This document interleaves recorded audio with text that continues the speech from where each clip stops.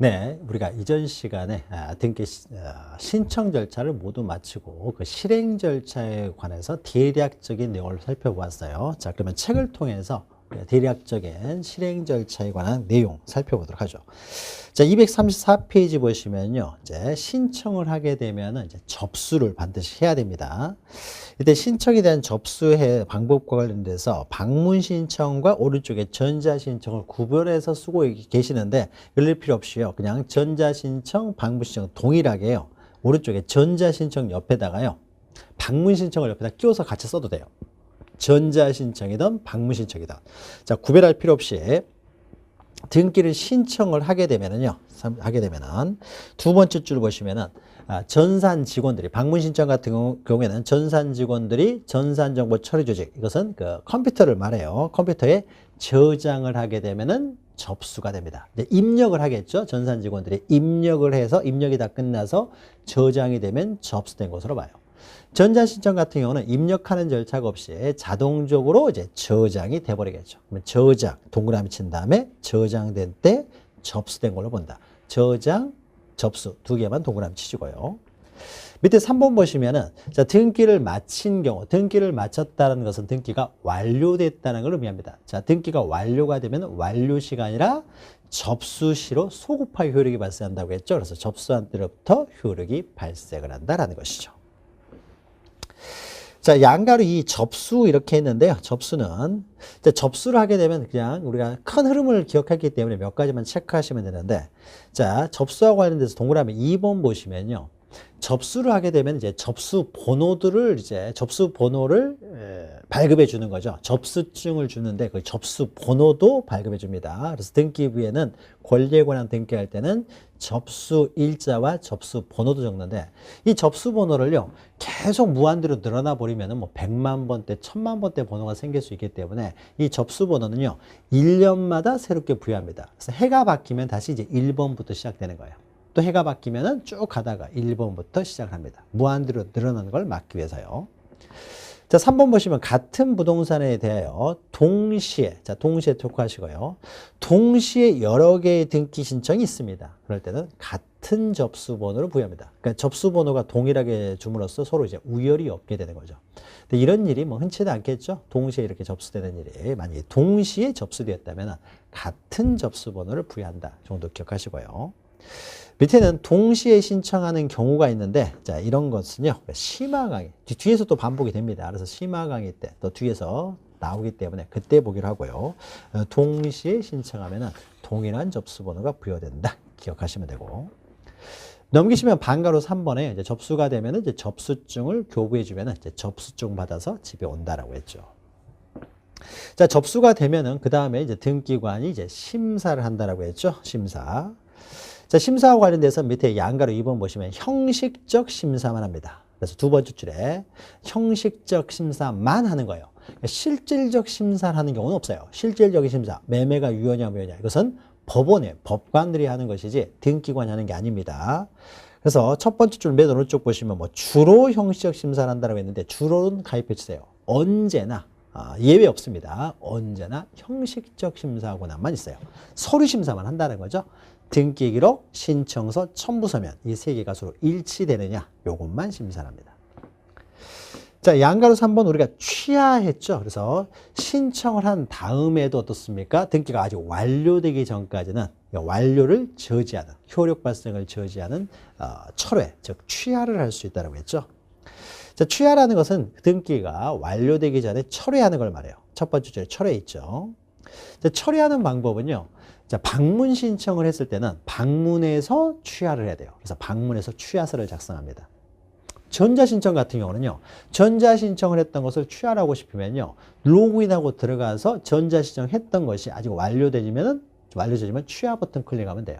그러니까 전자신청을 하고 나서 방문해가지고 취하서를 제출할 수는 없어요. 그래서 취하는 신청 방법과 동일하게 한다. 그래서 방문 신청이면 방문해서, 전자 신청이면은 전자적으로 이렇게 기억하시면 돼요. 신청 방법과 동일한 방법을 한다. 그래서 전자적으로 하기 때문에 전자 신청을 했을 때는 취하도 전자적으로 하기 때문에 세 번째 줄에 있죠. 신청과 동일한 방법으로 사용자 인증. 사용자 인증이라는 것은 로그인하고 들어가서 취하를 해야 된다는 거예요. 자, 밑에는 등기 신청을 취하할 수 있는 자는요. 밑에 신청인은 당연히 취하할 수 있겠죠. 그리고 대리인도 취하할 수 있어요. 그러면 이때 갑과 을이라는 사람이요. 갑과 을이라는 사람이 쌍방 대리에서 P라는 법무사한테요. 대리를 맡겼어요. 그래서 대리인이 이제 이 사람 신청을 했습니다. 그럼 취하도 이 사람이 당연히 그러면 취하도 할 수 있냐에 있어서요.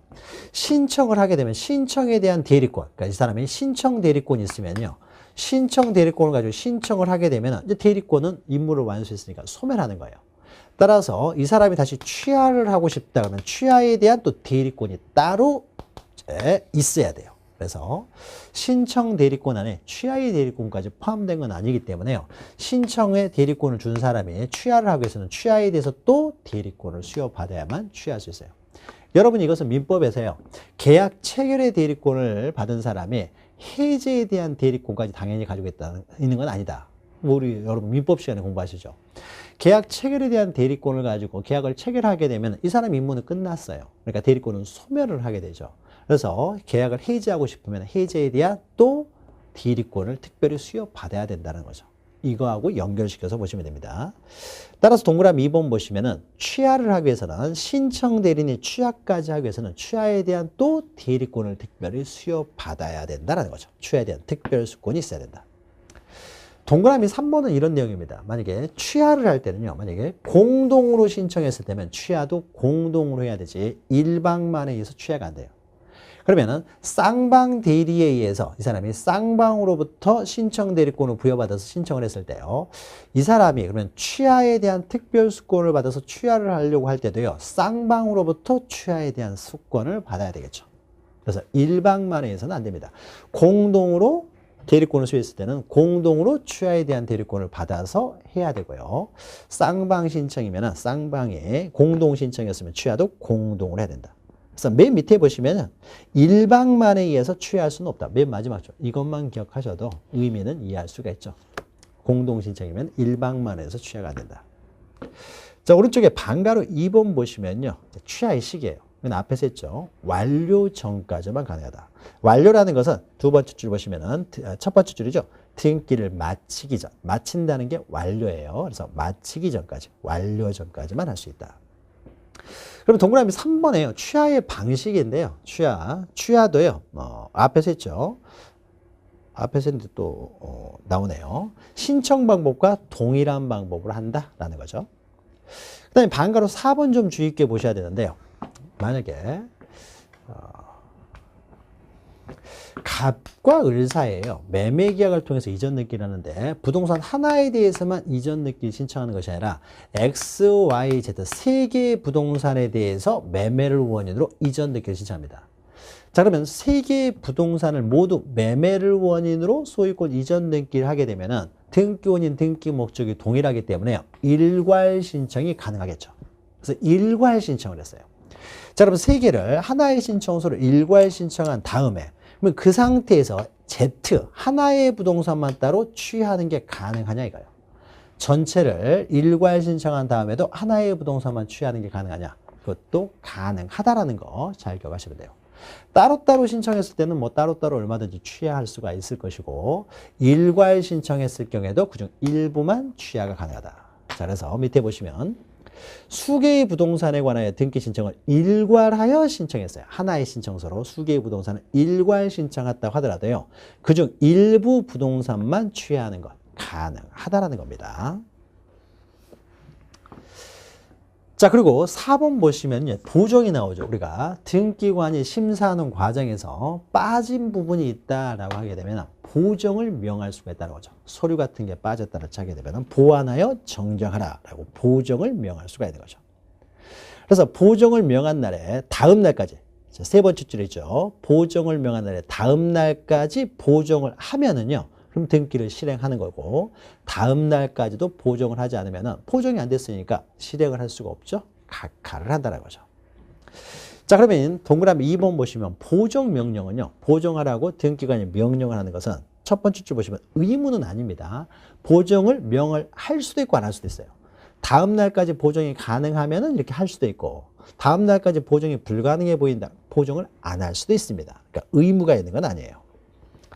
자, 세 번째 줄 보시면요. 보정을 통지하는 방법이 나오는데요. 보정 통지는요. 다음 날까지 이제 보정하라고 할 때는요. 옆에 전화번호 있으면 전화를 해도 돼요. 그리고 뭐 서면으로 해도 되고요. 아니면 팩스를 모사전송 이렇게 표현합니다. 그러니까 구두로 해도 되고요.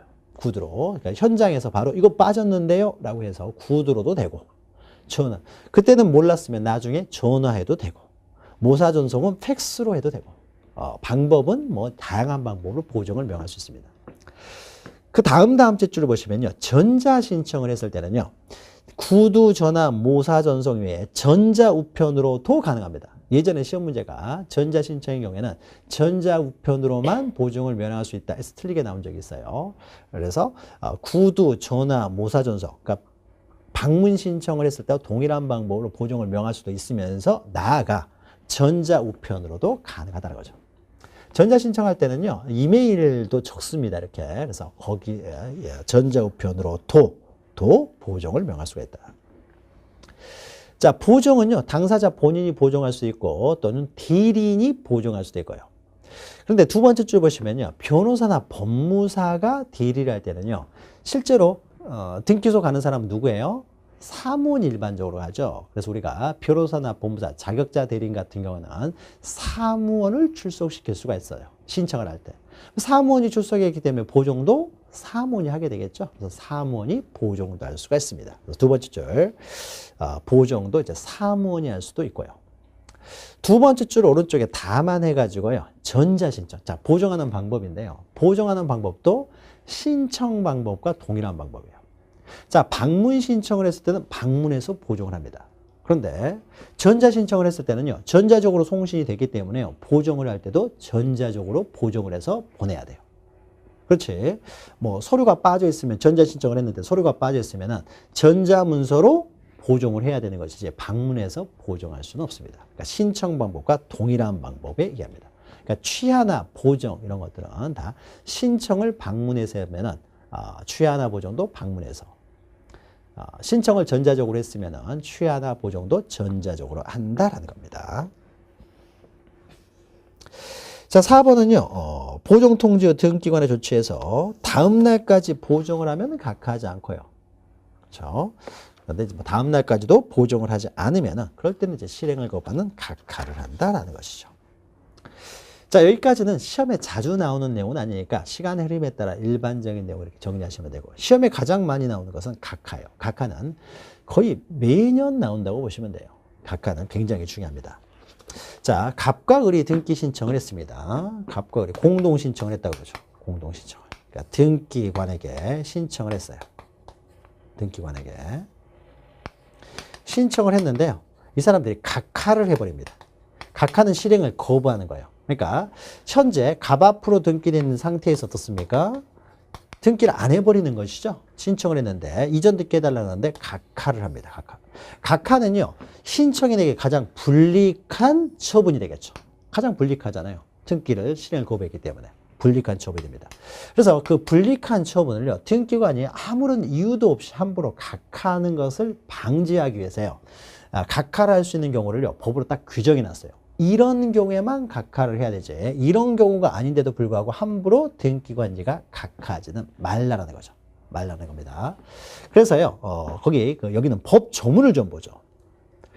238페이지 보시면요, 등기 신청의 각하 29조에 있죠. 우리 부동산 등기법 29조에서는요, 각하 사유를 딱 제한적으로 열거하고 있어요. 이런 경우만 각하해라. 제한적으로 열거하고 있습니다.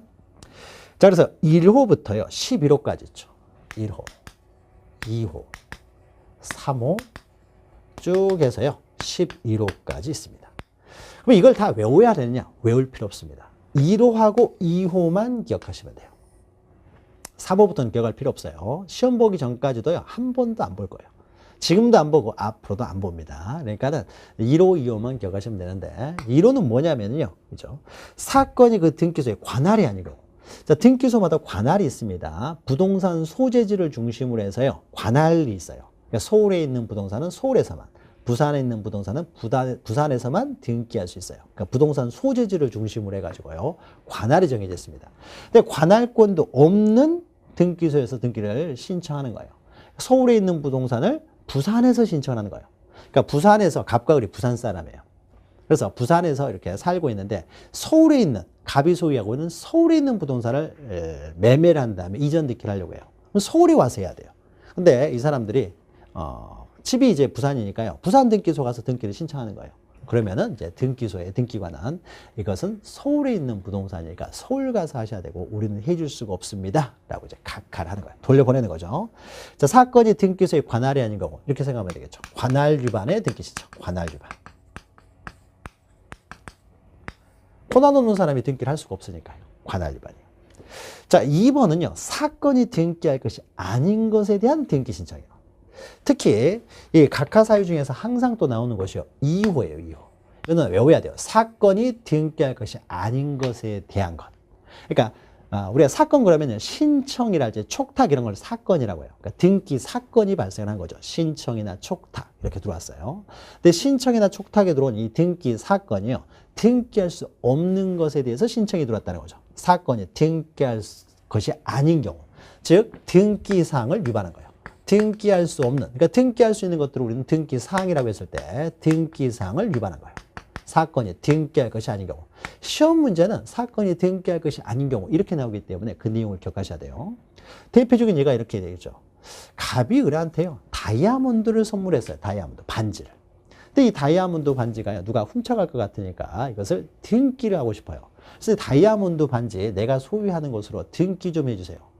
다이아몬드 반지는 동산이죠. 등기할 수 없는 거잖아요. 등기할 수 없는 것에 대한 등기 신청, 등기를 할 수가 없어요. 각하를 해야 되겠죠.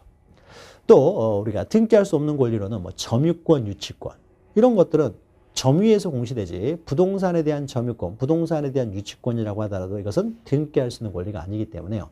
만약에 갑이 만약에 이렇게 되죠. 갑이 소유자이고 을이 유치권자가 맞아요.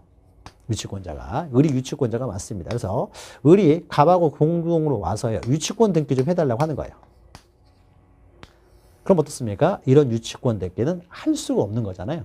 이 사람이 유치권자라고 하더라도 유치권 등기는 등기할 사항이 아니에요. 등기할 수 없는 것이죠. 그러니까 등기를 못하기 때문에 각하라는 거죠. 자, 그 다음에요. 이제 3번부터요. 11번까지 있는데요. 3번 그냥 한번 읽어보죠. 신청할 권한이 없는 자가 신청한 경우. 예를 들면 무권 대리인이 등기를 신청했다든지 대리권이 없는 사람이 등기를 신청하는 거죠. 근데 이것을 다 볼 필요는 없고요. 이건 여기다 이렇게 쓰면 됩니다. 왼쪽에다 여러분은 빈 공간이 있으니까요. 기타 절차 위반 이렇게 쓰면 돼요. 우리가 지금까지 신청 절차를 배웠습니다. 신청 절차. 그 신청 절차를 위반한 거예요. 부동산 등기법의 절차를 위반했다는 거죠. 그러니까 우리가 등기 신청은 공동으로 신청해야 되는데 뭐 단독으로 신청한다든지 신청 적격이 있는 자가 신청해야 되는데 적격이 없는 자가 신청을 한다든지 뭐 이런 거죠. 그 다음에 뭐 대리권 있는 사람이 신청해야 되는데 대리권 없는 자가 신청을 한다든지 또는 신청 정보와 첨부 정보를 첨부해 와야 되는데 가져와야 되는데 신청 정보로서 이게 빠져 있다든지 아니면 첨부 정보가 빠져 있다든지 또는 신청 정보와 첨부 정보가 서로 일치하지 않는다든지 우리가 신청 절차에서 계속 배운 내용이 있죠. 그 신청 절차를 위반한 거예요. 근데 우리가 처음 공부를 하시면 신청 절차를 여러분이 다 머릿속으로 가지고 있지는 않죠. 그러나 두 번, 세 번 보다 보면 신청 절차를 여러분들이 이제 알게 됩니다. 알게 되면은 우리가 알고 있는 그 신청 절차를 위반하게 되면은 다 이제 각하를 해야 되겠죠. 법을 위반한 거죠. 이것은 등기법을 위반한 것이니까요. 각하랍니다. 자, 그러면 이때요. 이거는 읽어보지도 않을 거예요. 앞으로도 그냥 기타 절차 위반 이렇게 기억하시면 돼요. 그러면은 3호부터 11호 하고요. 1호는요. 요거하고 3호부터 11호는 어디에 있냐면요. 부동산 등기법에 규정되는 내용이에요. 우리가 관할은 시험 문제 잘 안 나오기 때문에 넘어갔던 부분인데요. 관할도 등기법에 규정되어 있어요. 어디에 있는 부동산은 어디가 관할한다. 이렇게 등기법에 있는 내용이고요.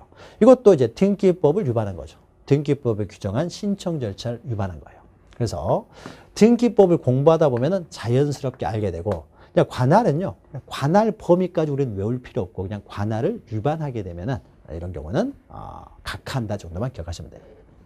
근데 중요한 것은요. 2호예요. 시험 문제는 가장 많이 나오는 게 2호라고 했죠. 등기사항 위반이라는 거죠. 사건이 등기할 것이 아닌 것에 대한 등기예요. 그러면 어떤 건 등기할 수 있고 어떤 건 등기하지 않느냐. 아까 우리가 잠깐 예를 들었는데 부동산은 등기할 수 있고 동사는 등기하지 못해요. 어느 법에서 이렇게 나오죠? 민법이죠. 무엇을 등기할 수 있냐 없느냐는 민법에서 규정되어 있어요. 우리 민법에서 부동산만 등기하도록 되어 있기 때문에 동사는 등기를 못하는 거예요. 자, 점유권과 유치권이 등기할 수 없는 거는 왜 그래요? 어느 법에서 금지를 시키죠? 민법이죠. 민법에서 점유권과 유치권은 등기할 수 있는 권리가 아니라고 하고 있기 때문에요. 이건 등기할 수 없는 권리예요. 그러면 어떤 것은 등기할 수 있고 어떤 건 등기할 수 없느냐는요. 이것은 민법에서 결정되는 거예요. 민법에서 이거는 등기할 수 있는 사항이다 라고 하게 되면 부동산 등기법에서 등기 절차를 규정할 것이고요. 이것은 등기할 수 없는 것이다. 민법에서 그러면은 부동산 등기법에서 등기 절차를 규정할 필요가 없는 거죠. 그래서 애초에 우리 민법에서요. 이건 등기할 것이 아니다 라고 하는 것에 대해서 신청이 들어오게 되면 이건 당연히 각하를 할 것이고요. 근데 등기할 수 있는 것이다. 그러면 등기사항 위반 아니기 때문에요. 그때는 이제 등기를 신청할 수가 있겠죠. 다만 그 절차를 위반했을 때는 등기법을 위반했기 때문에 이 경우에도 이제 각하를 합니다. 가장 중요한 건 2호예요. 자, 2호는 이제 등기법과 민법이 만나는 지점이 돼요. 그러니까 민법 따로 공부할 때는 민법만 공부할 때는 민법이 편하고 또 등기법 할 때는 등기법이 나은데 두 개를 모두 알고 있으면은 그 연결시켜서 만나는 것도 우리가 이해해야 되는데 사실 그게 쉽지가 않죠. 두 개를 합치면은요. 그래서 민법의 내용을 기초로 해가지고 이 내용을 이해하셔야 돼요. 그래서 등기사항 위반. 그럼 어떤 것들이 등기사항 위반이냐? 자, 요 내용들이요. 이제 오른쪽 보시면은요. 나와요. 방가로 2번부터. 그러니까 방가로 1번은 이제 구체적인 내용이죠. 그래서 사건이 등기소의 관할이 아닌 경우, 자 이거죠. 그래서 첫 번째 줄 보시면 관할 위반이요. 관할 위반. 그래서 관할 위반의 등기 신청은 각한 사유에 해당한다는 거죠. 자, 우리가 뒷부분에서 해야 될 내용인데요. 미리 좀 보죠. 만약에 자 관할 위반하고 이렇게 1호, 2호 이렇게 보는 것은요. 1호, 2호를 위반했을 때는요. 만약에요. 소유권 이전 등기를 신청하는데 서울에 있는 부동산에 대해서요. 부산에서 등기 신청을 공동으로 했는데 부산에서 등기를 해버렸어요. 이렇게. 관할권이 없는 등기소에서 등기를 한 거죠. 그러면 갑과 을 사이에 매매한 건 맞아요. 소유권 이전 의사도 있습니다. 그러니까 만약에 이게 무효라고 하면은요. 무효라고 하면 어차피 서울에 와서 등기를 하면 어차피 이렇게 될 거예요. 어차피 될 등기라고 하더라도요. 지금 당장은 등기할 권한이 없는 부산에 있는 등기소에서 등기를 했으니까요. 이런 것들은 실체관계에 부합한다고 하더라도 어차피 이렇게 될 등기라고 하더라도 이것은 인류 위반이 되면은요. 만약에 각하 사유가 해당됨에도 불구하고 이를 간과하고 등기를 해버렸을 때요. 이때 등기의 이제 효력 문제입니다. 등기 효력. 유효냐 무효냐는 거예요. 간과하고 등기를 해버렸어요. 그러면 이것은 갑과 을 사이에 매매 계약을 했고 이전 등기 의사도 있었기 때문에 실체관계는 부합해요. 어차피 서울 가면 이렇게 될 등기예요. 그러나 다만 지금 부산에서는 등기할 권한이 없는 사람에서 등기를 했기 때문에요. 실체관계에 부합한다고 하더라도 이거는 실체관계 부합한다고 하더라도 불문하고요. 이것은 당연히 무효가 됩니다. 당연 무효라고요. 부동산 등기법상 당연히 등기가 무효라는 거예요. 이 등기가 무효라는 거예요. 매매가 무효가 되는 건 아니에요. 매매는 유효하고요. 소유권 이전 등기 의사도 있었기 때문에 매매는 유효해요. 다만 서울에서 등기를 했어야 되는데 부산에서 등기를 하였기 때문에 등기가 무효라는 거예요. 등기가 무효라는 겁니다. 실체관계에 부합한다고 하더라도요. 그러니까 아무리 실체관계에 부합한다고 하더라도 등기관이 아닌 뭐 친구 놀러 왔다가 친구가 등기해버렸어요. 이거 똑같다고 생각하시면 돼요. 그러니까 아무리 실체관계에 부합해도 권한 있는 자에서 이루어져야 되겠죠. 뭐 판결을 할 때 어떻습니까? 판사가 다 끝난 다음에 갑이 승소 판결해야 돼요. 근데 갑이 승소 판결을 해야 되는데 갑이 어차피 승소 판결 하려고 했는데 갑자기 화장실을 가게 생겼어요. 배탈이 나가지고. 화장실 가야 되는데 빨리 판결해야 되니까 옆에 있는 운전기사한테 네가 가서 이거 갑 승소 판결 좀 해라. 이렇게 해서 운전기사가 와서 판결했어요. 어차피 갑이 승소 판결이라고 하더라도 이것은 판결이 무효죠. 운전기사가 무슨 판결을 해요. 그러니까 실체관계 부합 여부를 떠나서요. 권한 없는 자가 했기 때문에 이것은 등기 자체가 당연히 무효가 됩니다. 당연히 무효가 되고요. 당연히 무효가 되는데도 불구하고요. 당연히 무효가 돼요. 근데 이런 등기가 됐다는 것을요. 당연히 무효이기 때문에요. 나중에요. 등기를 한 다음에 나중에 이걸 우연치 않게 발견을 했어요. 발견하면 어차피 그건 당연 무효이기 때문에 등기관이 직권으로 말소해버릴 수 있어요. 등기관이 직권으로 그냥 말소해버릴 수 있습니다. 어차피 당연 무효의 등기이기 때문에 직권으로 말소가 가능합니다. 발견하게 되면. 근데 등기관이 이제 발견을 못했어요. 자, 발견을 못했으면은요, 그러면은 발견을 못했다고 했을 때는 이 등기가 돼서는 안 되는 지금 등기가 되는 거잖아요. 각하를 했어야 되는데 등기가 되기 때문에. 그럼 이 등기가 됨으로써 손해보는 사람이요. 자, 이해관계. 제3자죠. 이해관계. 이 제3자. 이런 사람들이요. 이런 이상한 등기가 되어 있는데요. 말소 좀 해주세요. 라고 이의신청을 할 수 있습니다. 이의신청. 등기소가 가지고 해서는 안 되는 등기가 되어 있는데 말소하세요. 라고 해서 이의신청을 할 수 있어요. 간단하게 이의신청만 하면 이렇게 말소가 될 수 있기 때문에 따로 소제기를 할 수는 없어요. 소라고 하는 것은요, 다툼이 있어가지고 승소가 될지도 모르고 패소가 될지 모를 때, 이럴 때 다툼이 생겼을 때 소를 제기하는 것이지, 이건 다툼의 여지가 없어야 이거 말소해야 되는데, 그럼 바로 말소가 되는 것이니까요. 따로 소제기는 안 되고 이의신청합니다. 그럼 이때 이의신청은요, 신청인은 이의신청을 할 수가 없어요. 자, 신청인의 입장에서는요, 자기가 원하는 대로, 신청한 대로 등기가 돼버렸잖아요. 돼버렸기 때문에요, 자기가 손해보는 게 없어요. 신청인은. 그러니까 신청인이 이의신청을 하는 것이 아니라 이해관계인이 이의신청을 합니다. 이의신청. 우리가 뒤에 이의신청 파트가 있는데요. 이의신청은요, 시험에 거의 나오질 않기 때문에 어쩌다 나와요. 한 10년에 한 번씩 나오는데 그것이 최근에 나왔어요. 그래서 나올 가능성이 별로 없기 때문에 이의신청 부분은요, 간단하게, 그러니까 심화 강의 시간에는 할 거예요. 근데 이의신청과 관련돼서는 요것만 기억하시면 돼요. 직권으로 말소가 가능한데 말소하지 않고 있을 때는 이해관계인이 이의신청을 할 수 있어요. 근데 요건 좀 구별하셔야 돼요. 만약에요. 갑과 을이라는 사람이 적법하게 등기 신청을 했어요. 그러니까 각하사유가 없어요. 각하사유에 해당되지 않기 때문에 등기를 실행을 했어야 돼요. 실행을 했어야 되는데 등기관이 아무런 이유도 없이 각하를 했습니다. 이유도 없이. 자, 이유도 없이 각하하게 되면은요, 이 사람이 이제 화가 나겠죠. 왜 등기 안 해주냐?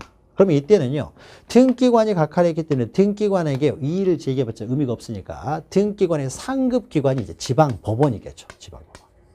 지방법원에 등기관이 아무런 이유도 없이 각하를 합니다. 라고 해서 이의신청을 할 수 있어요. 그러면 이때 이의신청은 누가 하는 거예요? 신청인이 이의신청을 하는 거예요. 신청인이. 이때는 신청인이 신청을 했는데 아무 이유 없이 각하를 해버리면 등기가 안 돼버렸잖아요. 아예. 등기가 안 돼버렸으니까 그 등기가 됨으로써 손해보는 제3자라는 건 존재할 수 없죠. 그러니까 제3자가 아니라 신청인이 기분 나쁠 거 아니야. 신청이 안 돼버렸으니까. 따라서 등기를 해야 되는데 등기를 안 해줄 경우에는 신청인이 이의를 신청하고, 근데 반대로 등기를 해서는 안 되는 걸 등기를 해버렸어요. 해서는 안 되는 등기를 하게 되면 그 등기가 됨으로써 손해보는 사람이 이의신청을 하겠죠. 근데 이의신청을 하는 사람이 좀 틀리죠? 요걸 좀 구별하시면 돼요.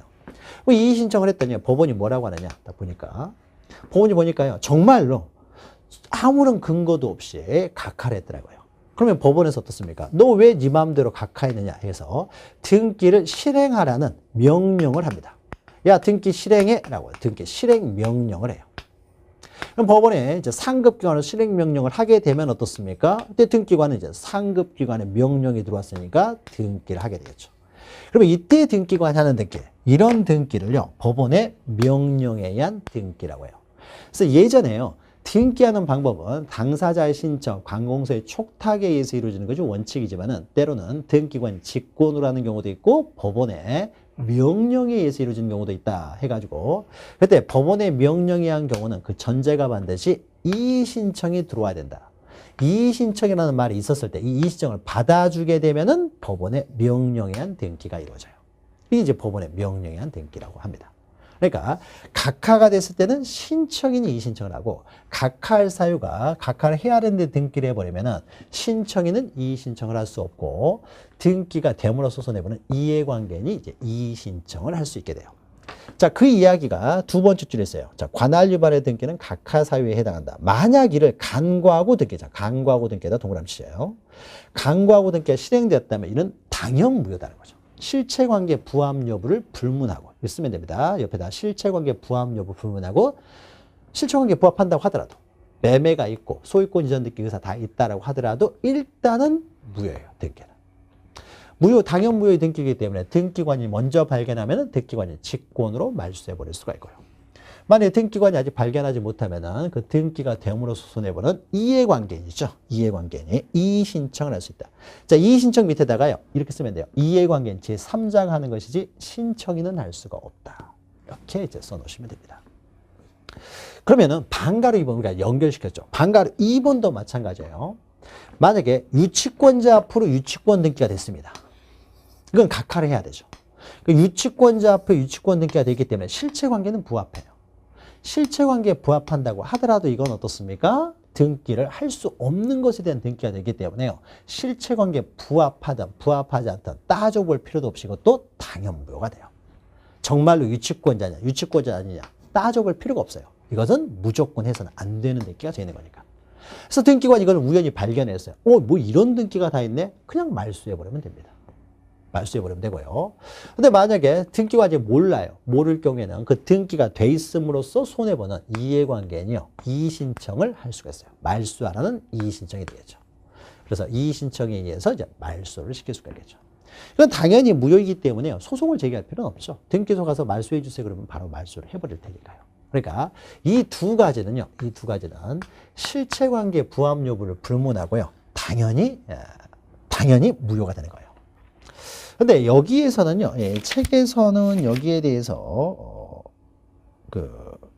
나온 김에 이걸 보죠. 양가로 242페이지 나온 김에 한꺼번에 하죠. 자, 242페이지 보시면은, 원래 요 사유를 봐야 되는데, 요게 나왔으니까 한꺼번에 보죠.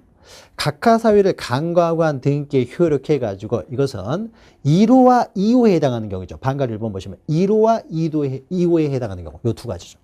밑에 1, 2, 3, 4번은 안 읽어주셔도 돼요. 이거 거의 시험에 안 나옵니다. 이 두 가지 경우에는요. 이렇게 쓰면 돼요. 우리 앞에서 했던 실체관계 부합 여부를 불문하고 당연무효고 등기관이 따라서 직권 말소할 수 있고 등기관이 말소하지 않고 했으면은 이해관계, 이의신청을 통해서 말소할 수가 있다. 요거 기억하시면 돼요.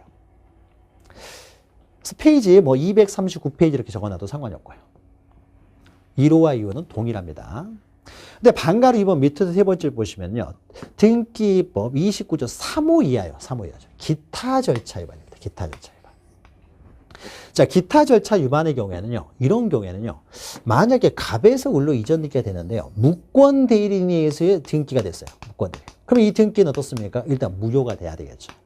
그런데 나중에 이 사람이 추인해버리면 유효가 될 수도 있잖아요. 추인해버리면. 무권 대리인에서 이루어졌다고 하더라도 추인해버리면은 이제 실체관계 부합해져 버려요. 그러면은 실체관계 부합하면은요. 굳이 이것은 말소하지를 않습니다. 자, 그러면 우리가 등기 절차라고 하는 것은요. 절차 자체가 목적이 아니라 이 등기를 실체관계에 부합시키기 위한 수단으로서 절차예요. 그래서 절차가 비록 잘못됐다고 하더라도요. 절차가 잘못됐다고 하더라도 결국 실체관계에 부합해버리면은 어차피 또 이렇게 될 등기니까 어떻습니까? 굳이 말소하지는 않습니다. 즉 3호부터 11호까지 절차는요. 이렇게 봅니다. 실체관계에 부합하면 당연 무효가 되는 건 아니에요. 이것은 당연히 무효가 되는 것이 아니라 실체관계에 부합해요. 추인이 생겼다든지 실체관계에 부합을 하게 되면은 토지거래허가서를 안 들고 왔는데요. 등기가 됐어요. 등기가 됐어요. 근데 여기서 토지거래허가고 여기서 또 해제가 돼버렸어요. 해제가 돼버리면은 또 유효한 등기가 돼버린다는 거죠. 해제가 돼버렸으니까. 그래서 실체관계에 부합하면은요. 그것은 절차를 위반했다고 하더라도 유효가 될 수도 있어요. 부합하면. 그래서 절차는 그 절차가 목적이 아니라 실체관계에 부합시키기 위한 수단으로서의 절차이기 때문에 절차를 위반했다고 하더라도 실체관계에 부합하면 유효해요. 근데 다만 요 두 가지요. 관할 위반의 등기는요. 아무리 실체관계에 부합한다고 하더라도 등기할 수 없는 사람이 등기를 해버렸다는 거죠. 이런 경우는 단순히 절차 위반이 아니라는 거죠. 등기할 수 없는 사람이 등기를 했기 때문에 이것은 당연 무효가 되고 또 아무리 실체관계에 부합한다고 하더라도요. 등기할 수 없는 걸 등기했다는 거죠. 이건 명백히 중대하게 잘못된 거예요. 그래서 이런 것들은 당연 무효가 된다. 그러니까 두 가지만 기억하시면 돼요. 이 두 가지를 제외한 다른 절차 위반은 당연 무효가 되는 건 아니고 실체관계에 부합하면 유효가 될 수도 있다는 거죠. 그러면 실체관계에 부합하면 유효가 될 수 있는 등기를요. 등기관이 마음대로 직권 말소할 수는 없다는 거죠. 실체관계 부합 여부는 등기관은 실질적 심사 권한은 없기 때문에 직권 말소는 할 수가 없어요. 직권으로 말소할 수 없기 때문에 이해관계였습니까? 직권 말소에 따른 이의 신청도 할 수가 없게 되겠죠. 없게 돼요. 그럼 만약에 저 등기가 실체관계 부합하냐 부합하지 않느냐 해가지고 갑과 을이 다툼이 생기면 어떻습니까? 이건 결국 소로서 해결할 수밖에 없어요. 소제기. 법원에서만 이걸 심사할 수가 있으니까요. 실체관계 부합 여부는 따라서 이렇게 됩니다. 자, 그래서 밑에 내용 보시면 등기가 완료된 후 3조 이하에 해당하는 경우에는요. 이것은 옆에다 쓰면 돼요. 실체관계에 부합하면 유효가 될 수가 있다는 거죠. 당연무효는 아니다. 따라서 등기관이 직권으로 말소할 수 없고요. 직권으로 말소할 수 없기 때문에 직권으로 말소해달라고 이해관계니 이의 신청을 할 수도 없고요. 결국 실체관계에 관한 다툼이 생기면은 법원의 소제기를 통해서 해결할 수밖에 없다. 자, 요 내용 기억하시면 됩니다. 비교하면서 좀 기억하시면 돼요. 그래서 요것 때문에 우리가 1, 2 이것만 기억하면 된다는 거예요. 이거는 기억할 필요 없어요. 이걸 제외하고는 다 그냥 3, 5 이하다 이렇게 생각하시면 됩니다. 자, 이렇게 기억하신 다음에 다시 이제 239페이지 보시면요. 그러면은 방가로 이번에 시험에 가장 많이 나오는 것은요. 요 내용은 기본적으로 기억하시면서 시험 문제에 많이 나오는 것은요. 이 등기사항 위반, 어떤 것이 등기사항 위반이냐. 이것은 민법에서 규정하고 있는데 이제 민법 강의를 하게 됩니다. 민법. 여러분이 민법 시간에 배운 내용을요. 활용을 해야 돼요. 자, 어떤 경우가 사건이 등기할 것이 아닌 경우에 해당하느냐라는 거예요. 그래서 시험 문제 이렇게 나옵니다. 다음 중 각하사유에 해당하는 거, 해당되지 않는 거. 이걸 묻는 거예요.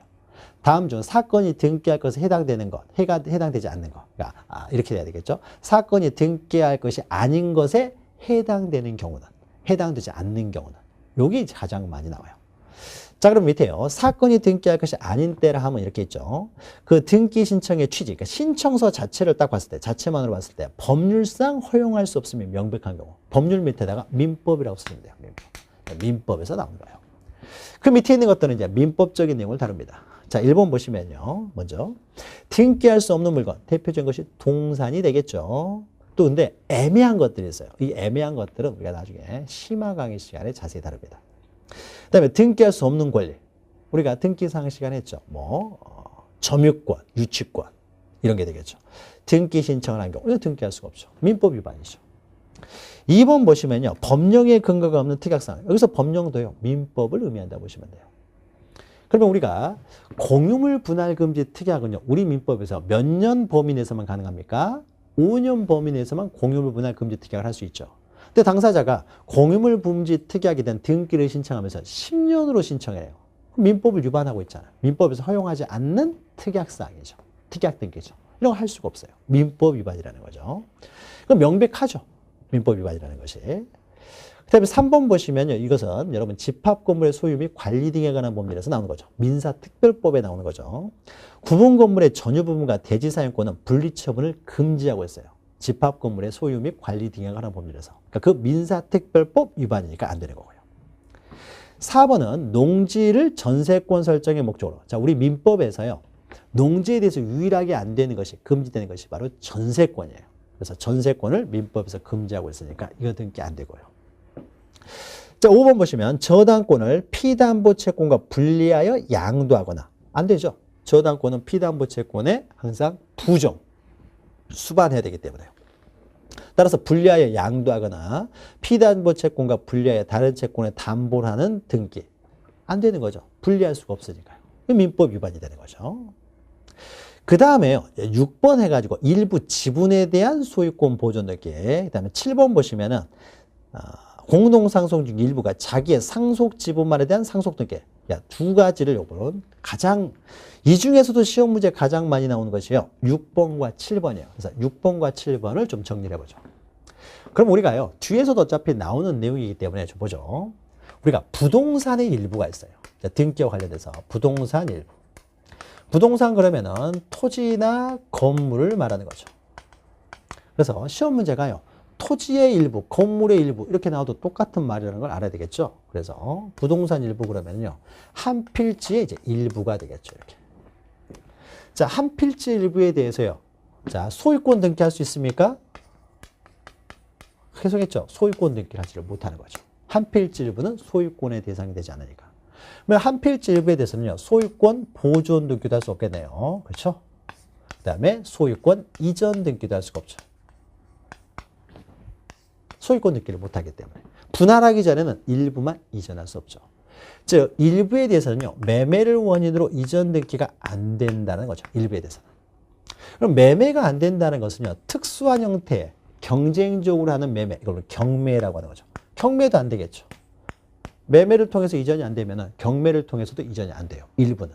그러면 경매도 안 되기 때문에요. 그럼 어떻습니까? 경매할 수 있는 권리인 저당권도 안 되겠네요. 저당권은 경매에서 우선 면제 받을 수 있는 권리니까요. 경매를 할 수가 없으니까. 저당권이 있어봤자 의미가 없는 거죠. 그래서 저당권 설정도 안 됩니다. 그럼 유일하게 되는 건 뭐예요? 한 필지 일부를 사용만 하는 건 상관이 없잖아요. 사용만 하는 거. 처분하는 게 아니니까요. 그래서 용익권은 가능하죠. 그래서 한 필지 일부에 대해서 가능한 등기는 오로지 용익권만 가능합니다. 민법에서도 나오죠. 그래서 한 필지 일부는 용익권만 등기할 수 있어요. 민법에서 하기 때문에 이런 건 여러분 쉽게 이해하시죠. 근데 이것과 구별해야 될 것이요, 권리의 일부가 있어요. 권리니까 어떻습니까? 이게 소유권의 일부, 뭐 전세권의 일부, 저당권의 일부, 이렇게 나오면 이건 권리의 일부죠. 권리잖아, 권리. 자, 권리의 일부를 우리가 이렇게도 표현하죠. 지분, 이렇게도 표현합니다. 지분. 지분. 자, 그러면 보죠. 어떤 토지가 이렇게 있는데요. 이 토지에 대해서 갑이 5분의 3을 소유하고 있고요. 을이 5분의 1을 소유하고 있고 병이 5분의 1을 소유하고 있어요. 자, 그러면 갑이 5분의 3을 소유하고 있다는 것은 전체 토지에 대해서 소유권이 5분의 3이라는 거죠. 전체 토지에 대해서 소유권이 병은 5분의 1이라는 거죠. 그러니까 이거는 권리의 일부죠. 권리의 일부를 우리는 지분이라고 하는 거죠. 자, 그러면 지분에 대해서 등기가 가능하냐라는 겁니다. 자, 그러면 먼저 소유권을 먼저 보죠. 소유권에는 크게 보존 등기가 있고요. 이제 이전 등기가 있습니다. 자, 지분에 대해서요. 자, 그러면 갑이라고 하는 사람이 원래 전체에 대한 소유권을 가지고 있어요. 근데 이 사람이 A라는 사람한테 3분의 1만 이전할 수 있습니까? 매매를 원인으로 이전할 수 있죠. 3분의 1만. 그렇죠. 3분의 1을 이전하게 되면 3분의 2는 자기가 갖고요. 3분의 1만 이전하니까 이제 A와 갑이 공동으로 소유하게 되겠죠. 일부 지분만 이전할 수 있어요. 그리고 또 그 지분을 또 병이 다른 사람한테 이전할 수도 있고요. 자, 일부 지분만 없습니까? 매매를 원인으로 해서 이전 등기 가능합니다. 매매 가능해요. 매매를 원인으로. 매매가 가능하다는 것은요, 증여도 가능하겠죠. 증여도. 즉, 매매 등을 원인으로 해서 이전 등기 가능합니다. 자, 그러면 매매가 가능하다는 건 또 뭐가 가능하다는 거예요? 경매도 가능하다는 거죠. 그러니까 갑이라는 사람이요, 자기가 소유하고 있는 지분 중에 2분의 1만 저당권을 설정할 수 있어요. 2분의 1만 담보로 제공하고 돈을 빌립니다. 은행에서. 근데 그 돈을 안 갚게 되면요, 은행에서는 그 2분의 1을 경매하겠죠. 2분의 1을 경매하게 되면 2분의 1을 을이 A가 만약에 낙찰을 받았어요. 그럼 A는 이제 2분의 1을 소유하겠죠. 그럼 갑과 A가 2분의 1씩 공동 소유하게 되겠죠. 공유하게 되겠죠. 그래서 지분만 매매가 가능하면 경매도 가능해요. 경매가 가능하니까 어떻습니까? 방금 했죠. 2분의 1만 저당권 설정도 가능하다는 거죠. 저당권 설정도. 그러니까 지분에 대해서는요, 저당권 가능해요. 그리고 소유권 이전 등기도 가능합니다. 자, 그런데 문제는요, 이거요. 자, 모든 이전 등기가 가능한데요. 만약에 그 이전 등기가요, 상속을 원인으로 하는 이전 등기 가능하냐? 상속을 원인으로 이전 등기도 지분만 이전할 수 있느냐요. 자, 그럼 우리가 보죠. 갑이라고 하는 사람이요. 갑이라는 사람이 이해에서요, 자기의 지분 3분의 1만 없습니까? 매매를 원인으로 이전합니다. 그러면은 3분의 1은 A가 소유하면은 나머지 3분의 1은 갑이 소유하겠죠. 등기부상에 전부가 다 드러나 있습니다. 그런데 만약에가요, 상속을 원인으로 이전됐어요. 상속을 원인으로 이전됐다는 것은요, 갑이 사망했다는 의미잖아요. 사망했으니까 권리가 없겠죠. 그러면은 A 앞으로 3분의 1만 상속을 원인으로 이전되게 돼 있으면요, 3분의 1은 A가 소유하지만 3분의 2는 등기부상 전혀 드러나지 않습니다. 갑은 사망을 했잖아요. 드러나지가 않죠. 그러니까 이런 등기는요, 할 수가 없어요. 논리적으로 모순된다는 거죠. 어떻게 어떤 상속이라는 것이 3분의 1만 상속이라는 것이 존재할 수가 없기 때문에요. 전부가 상속되든지 상속이 안 되든지 둘 중에 하나지 3분의 1만 상속하는 일은 없어요. 그럼 예를 들면요. 이런 경우요. 갑이라고 하는 사람이 사망을 했는데 A가 전부 상속을 했을 때는요. A의 명의로 전부를 상속을 원인으로 이전됐긴 하면 됩니다. 근데 만약에 갑이 사망했는데요. 갑이 사망했는데 상속인으로 A, B, C 3명이 있어요. 3분의 1씩 상속을 했습니다. 그러면은 이 사람들은 상속이기 때문에 등기 없이도 소유권을 취득하지만 처분하기 위해서는 등기를 해야 되는 거죠. 처분하기 위해서는. 근데 장남은 처분하고 싶어서 등기를 빨리 하려고 해요. 근데 차남하고 막내는 아직 등기하고 싶지가 않습니다. 그래서 A라는 사람이 혼자 가가지고 그러면 내 몫이라도 등기를 해서 처분해야 되겠다 해서 혼자 가가지고 자기의 3분의 1만 이렇게 등기를 해버리면요. 우리는 이런 내부적인 사항을 모릅니다. 등기부만 봤을 때요. 등기만 딱 봤을 때 어떻게 상속이 3분의 1만 돼 있는 거예요. 3분의 1만. 등기 자체로 이것은 모순되는 등기가 되어버립니다. 자, 그래서요. 상속을 원유로 이전 등기할 때는요. 비록 자기 지분만이라고 하더라도 자기 지분만에 대해서 상속 등기를 할 수 없고요. 혼자 가더라도 항상 전부에 대해서 해야 돼요. 물론 전원이 공동으로 가서 할 수 있지만 혼자 가더라도 항상 전부에 대해서 이렇게 등기를 해야 됩니다. 그러니까 일부 지분을 제외하고요. 일부 지분만 상속을 원유로 이전되기는 할 수가 없어요. 전부 상속되든지 전부 상속 안 되든지 둘 중에 하나지 일부만 상속된다는 건 존재할 수 없으니까요. 따라서 상속을 원인으로 하는 이전 등기. 요 등기는 항상 전부에 대해서 해야 돼요. 지분만에 대해서는 안 된다. 비록 이게 자기 지분만이라고 하더라도요. 자기 지분만에 대해서도 안 된다라는 거죠. 항상 전부에 대해서. 전부라는 것은요. 만약에 지분의 합이요. 여러 사람 명의로 등기가 됐으면 지분의 합이 1이 나와야 된다는 거예요. 전부에 대해서. 일부 지분을 제외하고 할 수가 없다는 거예요. 요거 잘 기억하시고요. 그럼 보존 등기를 생각해 보죠. 보존 등기. 자, 이 토지가요. 최초의 토지여가지고요. 이 사람이 3억, 1억 투자해가지고 5억 투자해서 건물을 지었을 수도 있고 토지가 만들어졌을 수도 있어요. 그럼 이 사람들이 이제 바로 원시 취득을 하기 때문에 등기 없이도 소유권을 취득합니다. 근데 처분하기 위해서는 등기를 해야 되는 거죠. 그럼 이때 갑은 처분하고 싶은데요. 을이나 병은 아직 처분하고 싶지가 않아서 등기하기 싫어요.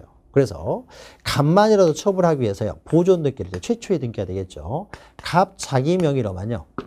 편하게요. 아까 3분의 1, 3분의 1, 3분의 1 했으니까 똑같이 해보죠. 3분의 1씩 지분을 가지고 있을 때요. 그럼 갑이 자기 지분만 이렇게 3분의 1 보존 등기를 할 수가 있느냐요. 우리는 내부 사정을 모르고요. 보존 등기만 보는데요. 자, 어떤 물건이요. 전부 있든지 전부 없든지 하는 것이지 3분의 1만 존재한다는 건 존재할 수가 없는 거죠. 3분의 1만 존재한다는 건 없는 거죠. 그러니까 비록 자기 지분만이라고 하더라도요. 3분의 1만 보존 등기라는 건 존재할 수 없어요. 그래서 혼자 가더라도 항상 전부에 대해서 등기라고 해야 돼요. 그래야 이게 등기부가 모순이 안 되는 거예요. 그래서 보존 등기도 어떻습니까? 또 나오죠. 보존 등기도 이것도 전부에 대해서 해야 돼요. 일부 지분만 똑같은 겁니다. 비록 자기 지분이라고 하더라도요. 자기 지분만에 대해서 할 수도 없어요. 항상 어떻습니까? 이것도 지분의 합이 1이 나와야 돼요.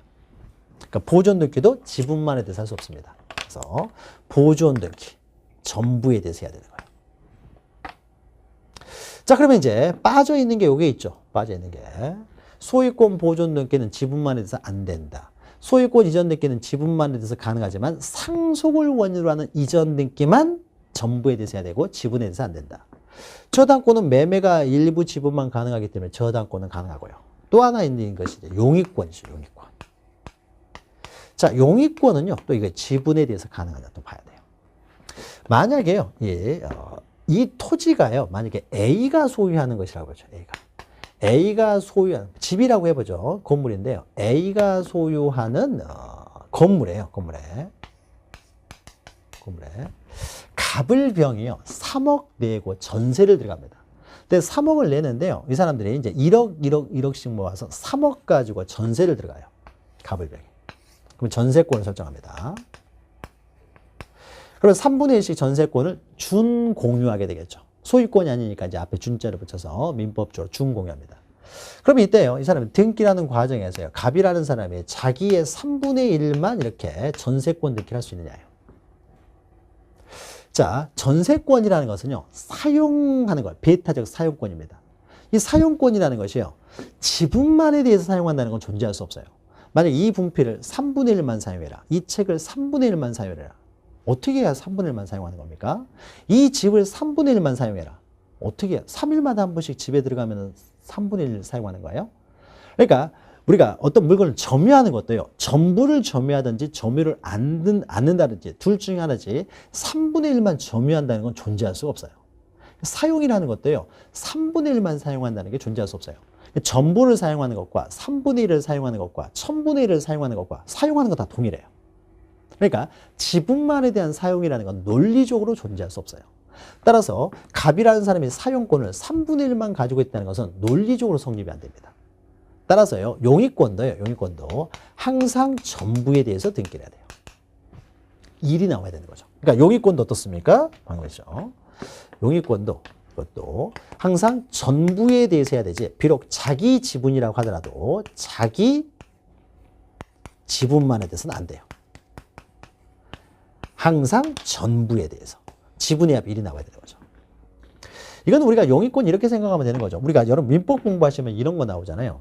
만약에 갑을병이요, 이 사람이 세 사람이서 만약에 소유를 하고 있을 때요, 이 중에 한 필지 일부를요, 정이라는 사람이 무단으로 점유하고 있습니다.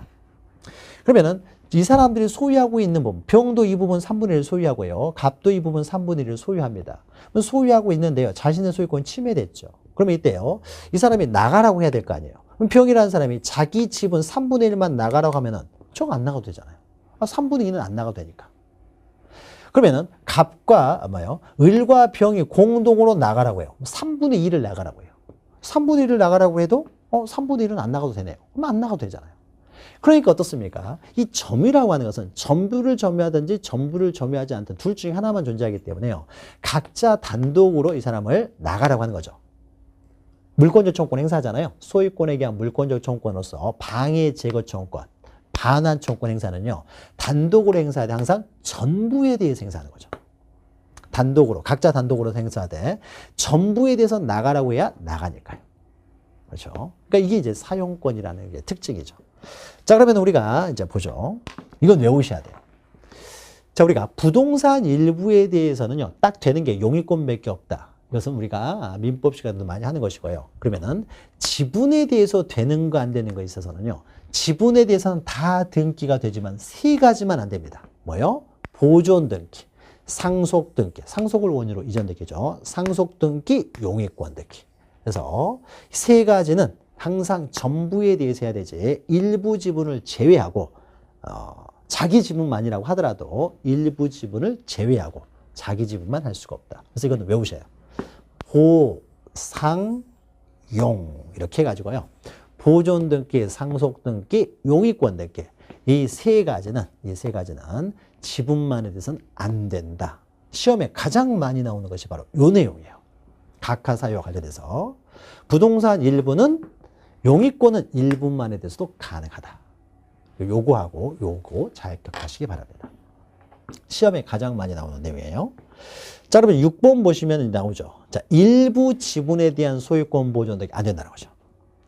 7번 보시면 공동상속인 중 일부가 자기의 상속 지분만에 대한 상속 등기 안 돼요. 항상 전부에 대해서 해야 되니까요. 여기는 없지만은 용의권 등기도 항상 전부에 대해서 해야 됩니다. 그리고 이제 8번 보시면요, 관공서나 법원에 촉탁으로 실행해야 될 등기를 신청한 경우요, 위에다 쓰면 됩니다. 대표적인 것이 가압류 등기예요. 가압류 등기는요, 이제 처분을 제한시키기 위한 등기인데요, 가압류는 법원에 신청을 합니다. 법원에 신청을 하면은 법원에서 이것을 받아주게 되면요, 법원 사무관이 등기관에게 연락을 해요. 그래서 가압류 등기가 됩니다. 법원 사무관은 이제 법원을 대표해서 촉탁을 하는 것이 되겠죠. 그러니까 이 가압류 등기는 결국 법원의 촉탁이 한 등기예요. 그래서 이렇게 촉탁에서만 되는 등기를요, 가압류 신청을 하게 되면 이것은 등기할 수가 없어요. 그러니까 가압류 등기를 할 때는 옆에다 적어 놓습니다. 법원에서 언제 이 가압류를 받아줘 가지고 가압류 등기를 합니다. 이렇게 적어져 있어요. 그러니까 빨리 가압류를 하고 싶으면요. 가압류 신청을 법원에 했을 때는 가압류 결정이 나오면은 그 결정서를 가지고 빨리 등기소 가가지고 가압류 됐으니까 등기해 주세요. 내가 아무리 해봤자요. 법원에서 촉탁서가 날라오지 않으면 등기를 안 해줘요. 그러니까 빨리 가압류를 하고 싶으면 뭘 해야 돼요? 법원 사무관에게 빨리 촉탁을 해달라. 이걸 요구해야 되는 거죠. 그래서 이 가압류의 등기 이런 것들은 촉탁에 한 등기고 이런 것들을 신청하게 되면 당연히 각하하게 됩니다. 그 다음에 10번 보시면요. 그 밖에 신청 취지, 그 신청서 자체만으로 법률상 허용될 수 없음이 명백한 등기. 대표적인 이런 거예요. 부동산 일부에 대한 뭐 소유권 등기, 저당권 등기. 안 되는 거죠. 부동산 일부는 용의권만 되니까. 다만 지분에 대해서는요. 또 용의권 등기가 안 된다는 거죠. 이런 것들이 대표적인 그 15 기타 사항에 해당됩니다. 요거 좀 기억하시면 돼요. 시험 문제가 가장 많이 나오는 부분입니다. 그리고 나머지는요. 넘기시면 3호부터 11호까지가 있는데 이거는 안 보셔도 된다고 했죠. 그래서 넘어가시면 됩니다. 넘어가시면 되고요. 그 다음에 242페이지 보시면요. 각하 사유를 간과하고 한 등기 효력. 이건 우리가 앞에서 살펴보았으니까 넘어가시면 되고요. 마지막에 좀 남아있으니까 여러분 조금 남아있으니까 한두 페이지인데 마저 해버리죠. 그리고 깔끔하게 다음 장 들어가도록 하기 위해서요. 시간이 많이 지체가 됐는데 또 굉장히 중요한 내용을 했지만 간단하게 좀 보죠. 자, 우리가 그러면요. 이제 각하까지 했으면요. 실행 절차의 대부분이 다 끝나고요. 우리가 이전 시간에 큰 흐름을 이렇게 설명을 드릴 때 갑과 을 사이에 어떻습니까? 갑과 을이 만약에 공동으로 신청을 했어요. 네, 지금 현재 갑 앞으로 지금 등기되는 상태에서요. 공동을 신청해서 실행 절차를 쭉 거쳐가지고 공동 신청에 의해서요. 결국 이제 갑에게서 을로 등기가 됐습니다. 자, 등기가 되면 어떻습니까? 완료 후의 절차로서 을에게 어떻습니까? 새로운 권리증을 발급해 준다는 거죠. 그럼 우리가 신청할 때요. 등기관에게 등기를 이제 신청할 때는요. 등기필 정보를 제공한다고 했죠. 그럼 등기필 정보는 누구의 등기필 정보를 제공합니까? 등기필 정보는 갑의 등기필 정보를 제공하는 거죠. 갑의 것을 제공할 거 아니에요. 등기부자. 갑이 가지고 있는 등기필 정보를 제공하겠죠. 갑의 등기필 정보. 그래서 이걸 보고요. 이제 절차를 다 해가지고요. 등기가 을 앞으로 완료가 됐어요. 완료가 되면 어떻습니까? 이제 등기가 완료가 되면은 새로운 등기 권리자 을에게 등기필 정보를 작성해 주겠죠. 새로운 권리자 을에게 등기필 정보를 작성해서 통지해 주겠죠. 그래서 우리가 등기필 정보를 제공하는 문제하고요. 작성 통지하는 문제는 별개죠. 제공할 때는 신청할 때 등기 의무자의 것을 제공을 하고요. 등기가 완료가 되면 새로운 권리자 을에게 등기필 정보를 작성 통지해 준다는 거죠. 자, 그러면은요. 밑에 양가로 1번 보시면 243페이지에 등기필 정보라는 개념이 있죠. 자, 등기부에 새로운 권리자가 기록되는 경우 그 권리자를 확인하기 위해서 등기관이 작성해 주는 거예요. 이 사람이 이제 등기필 정보가 있어야 그걸 가지고 이제 또 처분할 수가 있으니까요. 등기필 정보는요, 우리가 신청서 할 때 보았고요. 한 장을 넘기시면은요, 이것도 보았던 거죠. 가운데 있는 비밀번호 50개 있는 것이 등기필 정보죠. 자, 3번 보시면 등기필 정보는요, 부동산마다 처분할 수가 있기 때문에요, 부동산마다 작성하고요. 등기 명인 여러 명이면은 지분을 가지고 있다는 거죠. 지분을 자유롭게 처분할 수 있기 때문에 그 등기 명인별로 작성을 다 합니다. 그럼 방가로 1번 보시면요. 등기필 정보를 이제 작성하는 경우가 있는데요. 동그라미 1번 보시면은 이 세 가지의 경우에 이제 새로운 권리자가 등장해요. 자, 등기필 정보를 작성하는 경우 동그라미 1 옆에요. 이렇게 새로운 권리자가 등장하는 경우. 권리자가 등장하는 경우예요. 이런 경우는 기역, 니은, 디귿 세 가지가 있습니다. 세 가지. 디귿은 다시 둘로 나눌 수가 있기 때문에 넓게 보면 네 가지라고도 볼 수가 있어요. 그러면 우리가 등기를 통해서요. 새로운 권리자가 등장하는 경우는 어떤 경우냐를 보죠.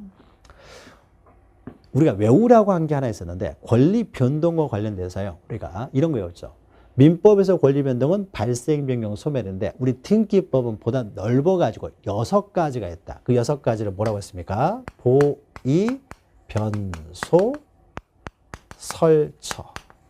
보는 보존, 이는 이전, 변은 변경, 소는 소멸, 설은 설정, 처는 처분 제한이에요. 이걸 가끔 써먹는다고 했죠. 그래서 이때 또 써먹습니다. 그러면 이 6가지 중에서 새로운 권리자가 등장하는 것은 어떤 거냐? 최초의 보존 등기하면 등기부에 새로운 권리자가 등장하죠. 보존할 때 새로운 권리자가 등장하네요. 이전할 때 새로운 권리자가 등장하네요.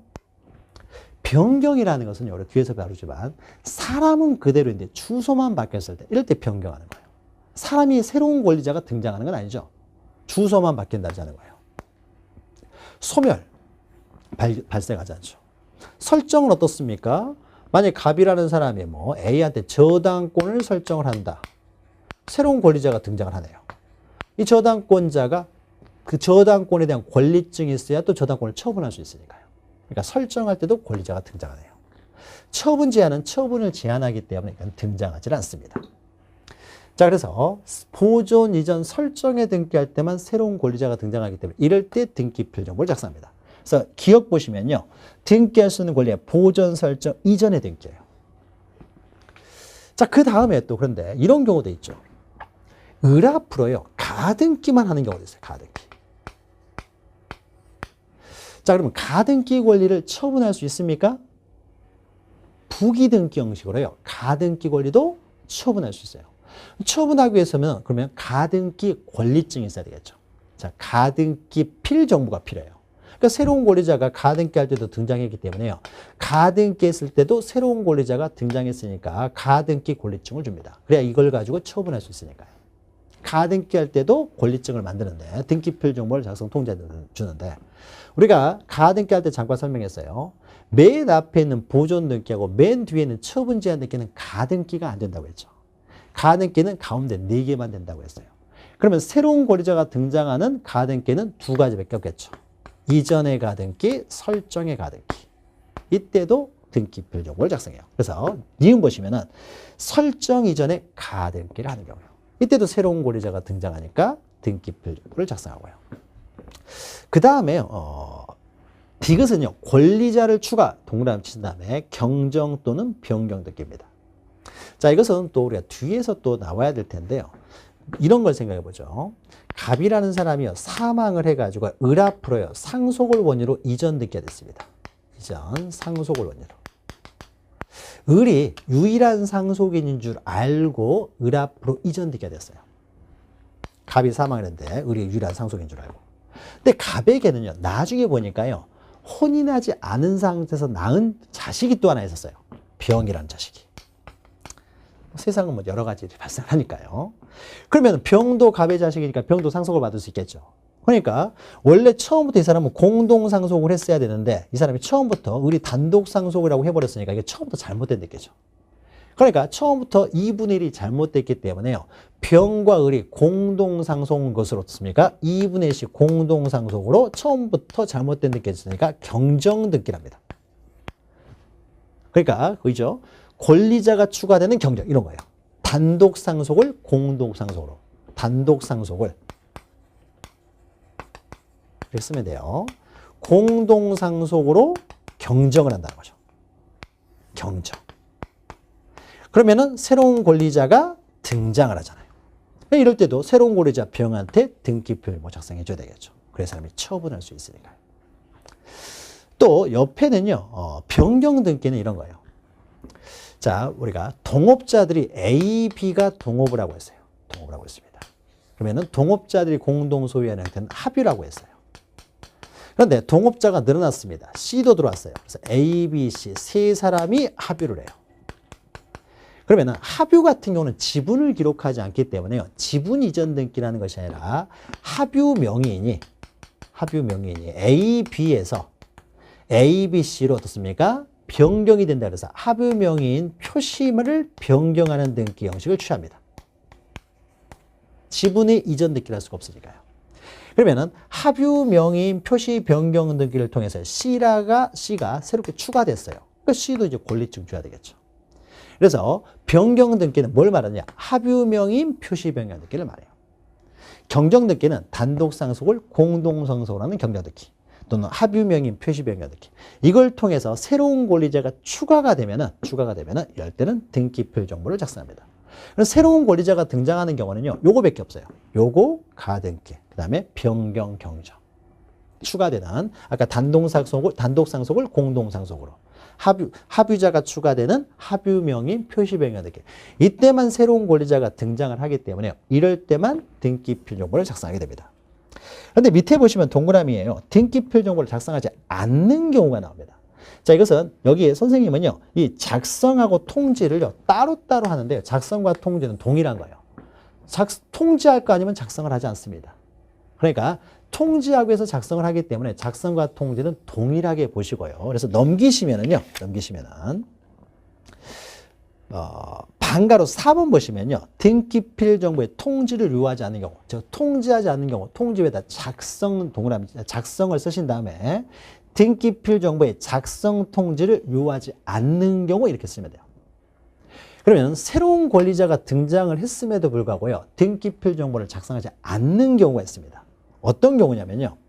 이 등기필 정보는요. 굉장히 중요한 거예요. 조선시대로 말하면은 땅 문서, 집 문서가 되기 때문에요. 괜히 가지고 있다 잊어버리면은 나도 모르는 상태에서 처분돼 버릴 수 있습니다. 그래서 을이라는 사람이요. 등기필 정보는 처분할 때 사용하는 것이기 때문에요. 지금 사람이 당장 처분할 게 아니라면 괜히 가지고 있다 잊어버릴 수 있으니까요.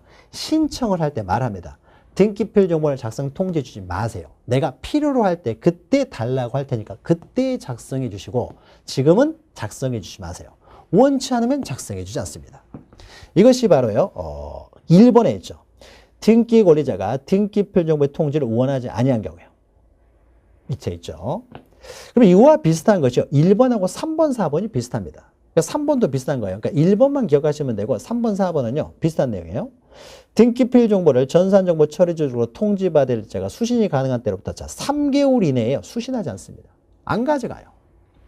또 4번 보시면요. 또 수령할 자가 3개월이 지났는데도 수령하지 않아요. 원치 않는다고 봐야 되겠죠. 그러니까 1번, 3번, 4번은 비슷하다. 1번만 기억하시면 되고요. 그 다음에 2번 보시면요. 국가나 지방자치단체가 등기권리자예요. 그럼 우리가요. 등기필 정보 신청을 할 때 이런 거 나왔어요. 등기필 정보를 제공하는 것은 공동으로 신청 또는 승소한 등기 의무자가 단독으로 신청할 때만 제공한다고 했습니다. 그럼 만약에 갑이 관공서면요. 갑에게서 을로 이전되기는 갑의 촉탁에 의해서 이루어지겠죠. 촉탁에 의해서. 그렇죠? 그러니까 촉탁에 의해서 이루어지기 때문에요. 갑은 어떻습니까? 등기필 정보를 제공할 필요가 없어요. 촉탁에 한 등기는 진정성이 보장되니까. 그래서 갑이 신청할 때는 갑은 등기필 정보를 애초에 제공할 필요가 없습니다. 그럼 반대로요. 만약에 갑에게서 을로 이전등기라는데 을이 관공서예요.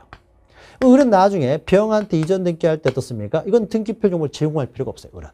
그러니까 관공서는 등기필 정보를 가지고 있을 필요가 없어요.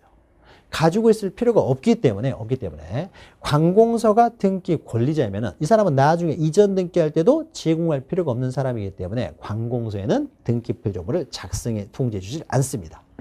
않아요. 그래서 2번 이렇게 기억하시면 되고요. 그 다음에 5번, 6번, 7번은요. 근데 관공서와 관련돼서는요. 하나 예외가 있는데 243페이지 보시면은 따로따로 해놔가지고 그런데요. 밑에서 네 번째 줄 보시면요. 관공서가 등기를 촉탁하는 경우에는 작성 통지하지 않는다 해가지고요. 그런데 만약에요. 갑이 만약에 관공서 앞으로 보존 등기랍니다. 보존 등기할 때는 갑은 을 앞으로 이전 등기할 때 등기필 정보를 제공할 필요가 없기 때문에 갑한테는 등기필 정보를 작성해 주지 않습니다. 근데 만약에 갑이라는 사람이 을에게 이제 이전 등기합니다. 을은 관공서가 아니에요. 이전 등기할 때는 갑의 등기필 정보를 제공할 필요가 없으니까요. 근데 을은 어떻습니까? 을은 등기필 정보가 필요한 사람이잖아요. 처분하기 위해서는 필요한 사람이죠. 따라서 이 관공서가 촉탁을 하는데요. 등기 권리자를 위해서 촉탁할 때, 즉 이 관공서가 등기 의무자일 때, 즉 보존 등기할 때는 자기가 등기 권리자이니까 등기필 정보를 작성해 주지 않지만은 이렇게 갑에게서 을로 이전 등기할 때는 관공서가 등기 의무자예요. 의무자로서 권리자를 위해서 등기를 촉탁할 때는 이 사람은 필요하기 때문에 이때는 등기표 정보를 작성해요. 근데 만약에 을이 관공서이면은 을은 필요가 없잖아요. 그러니까 등기 권리자가 관공서이면은 등기표 정보를 작성해 주지 않지만은 등기 의무자가 그 권리자 을을 위해서 촉탁을 했을 때는 을은 필요하니까 이때는 작성해 줘요. 자, 그래서요. 거기 243페이지 보시면은 가로 열고 있죠. 관공서가 등기 권리자를 위해서 촉탁하는 경우. 즉, 여기서 이게 생략되어 있는 거예요. 관공서가 등기 의무자로서 등기 권리자를 위하여 촉탁하는 경우에는 작성을 하고요. 작성을 하죠. 이거는 작성을 하고, 관공서가 그 등기 권리자일 때는 작성하지 않는다는 거죠. 작성하지 않는다. 기억하시면 되고요. 근데 이 중에서 가장 중요한 것은요, 5번, 6번, 7번이에요. 제가 5번, 6번, 7번을 하기 위해서 한 건데, 우리가 앞에서요, 이 등기표 정보는 가지고 있다 잊어버리면 안 되기 때문에 이 사람이 원할 때만 작성한다고 했습니다. 자, 그러면요, 거기 5번 보시면요, 이 등기, 이 사람 권리자죠. 이 권리자가 원했을 때만 작성하는 거예요. 다시 말해서 이 권리자가 등기를 신청을 했을 때만 작성을 합니다. 그래서 만약에 권리자가 신청한 게 아니라면은요, 자기도 모르는 상태에서 등기가 되고 있어요. 그러면 이런 경우는 이 권리자가 신청한 게 아니기 때문에 이 사람이 신청도 안 했는데 뭐 자기가 등기 되는지도 모르고 있는데 권리자로 해서 바로 등기 완료되자마자 등기표 정보를 작성해서 통지하면 이게 뭔 줄 알고요. 그냥 버려버릴 수가 있는 거죠. 그래서 권리자가 직접 신청한 게 아니라면요, 이 사람한테는 등기표 정보를 바로 작성해 주지 않고 이 사람이 나중에 원하면 그때 작성해 줍니다. 대표적인 예가요, 5번 보시면 승소한 등기 의무자의 단독 신청이에요. 만약에 갑에게서 을로 이전 등기를 하는데요, 을이 등기 절차 협조하지 않아가지고 갑이 단독으로 지금 승소 판결을 받아서 이전 등기를 신청합니다. 그러면 승소한 등기 의무자가 단독 신청할 때는 자기가 가지고 있는 등기표 정보를 제공하면서 신청을 하는 거죠. 그리고 을 앞으로 등기가 됐어요. 그러면 을은 갑의 일방 신청에서 이루어지기 때문에 을은 자기 앞으로 등기가 되는지도 몰라요. 되는지도 모르는데 을 앞으로 등기됐다고 해서 이 사람한테 등기표 정보를 작성해줘 버리면 버려져 버릴 수 있는 거죠. 즉 을이 신청한 게 아니에요. 이 권리자가 신청한 게 아니기 때문에 신청할 때 갑의 등기표 정보를 제공하지만은 을에게 등기표 정보를 작성 통지하지는 않습니다. 승소한 등기 의무자가 단독 신청할 때는. 그럼 반대로 생각해 보죠. 승소한 등기 권리자가 단독 신청할 때요. 만약에 갑에게서 을로 신청하는데 을이 단독 신청했다고 해보죠. 뭐 을이 단독 신청하니까요, 신청할 때는 을은 등기표 정보가 없습니다. 따라서 등기표 정보는 갑의 것을 제공하는데 제공할 수가 없으니까요, 을이 단독 신청이니까 제공할 필요가 없어요. 그러나 을의 단독 신청에서 권리자의 신청에서 등기가 됐으니까 을한테는 등기표 정보를 작성을 해주겠죠. 그러니까 바뀌어요. 승소한 등기 의무자가 단독 신청할 때는 신청할 때 제공하지만은 갑의 것을 제공하지만은 완료된 다음에 을에게 작성해 주진 않고, 승소한 등기 권리자 을의 단독 신청 같은 경우는 신청할 때 갑의 것을 제공할 필요는 없지만은 을에게 등기표 정보를 작성 통지해 준다는 거죠. 그리고 동그라미 6번 보시면요, 등기 권리자를 대위 동그라미 치면 됩니다. 자, 갑에게서 을로의 등기가요, 갑이 을과 매매라고 을이 다시 병에게 전매를 했어요. 그럼 이때 을이라는 사람이 자기 앞으로 등기를 해야 내가 을로부터 이전 등기를 받을 텐데 3자 합의가 없는 상태에서 을이 자기 앞으로 등기를 하잖아요. 그러면 병이 어떻습니까? 을을 대신해서 을 앞으로 이전 등기를 신청하게 되는 거죠. 그러면은 이렇게 해서 을 앞으로 등기가 됐습니다. 그러면은 권리자는 을이지만 누가 신청한 거예요? 병이 신청했죠. 병이 신청해서 을 앞으로 등기가 되다 보니까요, 을은 자기 앞으로 등기가 되는지도 몰라요. 이럴 때도 을이 신청한 게 아니기 때문에 을한테 작성과 동시에, 완료와 동시에 작성 통지하지 않는다라는 겁니다. 그리고 7번 마지막으로는 우리가 뒤에서 공부할 텐데요, 이 보존 등기도요, 갑의 신청에서 보존 등기가 됐을 때는 갑한테 등기표 정보를 작성해 줍니다. 그런데 이 보존 등기가 갑의 신청이 아니라요, 직권에 의해서 이루어지는 경우가 있어요. 다음 시간에 우리가 보존 등기를 할 텐데, 직권에 의해서 이루어졌다. 저기 직권에다 동그라미 치면 됩니다. 직권에 의해서 이루어졌다는 것은 갑의 신청에 의해서 이루어진 게 아니라는 거예요. 그러니까 이럴 때도 등기표 정보를 작성해 주지 않습니다. 그래서 직권, 대위 이런 거 기억하시면 됩니다. 자, 그래서 등기표 정보를 작성하지 않는 경우, 특히 5번, 6번, 7번 잘 기억하시고요. 그 다음 하나 넘기시면 마지막으로 다 끝났습니다. 자, 그러면요, 을 앞으로 등기를 할 때요, 이렇게 대위에 의해서 됐으면요, 을 앞으로 등기표 정보를 작성 통지하지는 않습니다. 그러나 을한테요. 무슨 말은 해줘야 되냐? 당신 앞으로 등기가 완료됐다는 사실은 알려줘야 되겠죠. 완료 사실. 등기 완료 사실을 통지는 해줍니다. 그래야 이제 을이라는 사람이 내 앞으로 등기가 됐구나. 이제 알 거 아니에요. 알고 나서 어차피 이렇게 된 거 등기표 정보 작성 통지해 주세요. 그럼 그때 작성 통지해 주는 거예요. 그러니까 완료와 동시에 등기표 정보를 작성 통지해 주지는 않고 이 사람한테 다만 등기가 완료됐다는 사실은 통지해 줍니다. 등기 완료 사실은요. 을에게만 통지하는 것이 아니라 신청했던 병에게도 통지하고요. 그러니까 이 등기와 관련된 모든 자에게 다 통지를 해요. 그래서 등기 완료 통지해서 맨 밑에 보시면요. 등기 완료 통지를 받는 상대방은요. 외울 필요 없습니다. 이 등기와 관련된 모든 사람들에게 다 통지한다. 더불어서 나아가서요. 더불어서 넘기시면은 양가로 3번 보시면요. 대장소관청에도 통지합니다. 소유자 정리하도록. 우리가 앞에서 했죠. 소유자 정리하도록. 그래서 반가로 2번 대상 보시면요. 대상 해가지고 거기다가 대장소관청이라고 쓰면 돼요. 건축물은 건축물 대장 소관청이에요. 토지나 임야, 토지 같은 경우는 이제 토지 대장, 임야 대장, 그 소관청, 대장 소관청에 통지한다고 하죠. 근데 대장에는 소유권만 기록되기 때문에 1, 2, 3, 4번 보시면 다 소유권만 돼 있죠. 소유권. 그 소유권만 기억하시면 되고 왼쪽에다요. 가등기는 대장이 기록되지는 않습니다. 그래서 가등기 했을 때는 대장 소관청에는 통지하지 않고요. 그 다음에 양가로 4번은요. 과세자료 제공 옆에는요. 그냥 세무서장이라고 하세요. 그러니까 앞에서 설명드렸죠. 세금 걷어야 될 거 아니야 또. 그러니까 세무서장에게도 통지합니다. 이때 세무서장한테 통지할 때는요. 첫 번째 보시면은 가등기 할 때도 통지를 해요. 이건 너무 이제 좀 깊이 들어가는 것이고요. 그냥 등기완료 통지는 권리자든 신청인이건 뭐 여기저기 이 소유자가 가장 먼저 변경되는 장부가 등기부다 보니까 소유자와 관련된 장부를 관리하는 사람들한테는 다 통지를 합니다. 그래서 등기완료 통지는 다 한다. 라고 기억하시면 되고. 자, 이렇게 하면은요, 모든, 좀 길었네요. 모든 그 등기 실행 절차를 마쳤고요. 밑에 이의신청이 있는데요. 이의신청은 시험에 잘 안 나오기 때문에 우리가 심화 과정 시간에 하고요. 이의신청과 관련돼서는 잠깐 설명한 내용이 있죠. 그 내용만 좀 이해하시면 됩니다. 자, 그러면요. 여기까지 해서요. 등기 절차를 모두 마치고요. 다음 시간에는 새로운 내용 가지고 진행하도록 하겠습니다. 좀 이번 시간에 많이 오버가 됐는데 여러분 잘 이해하시기 바랍니다. 전 다음 시간에 뵙겠습니다. 수고하셨습니다.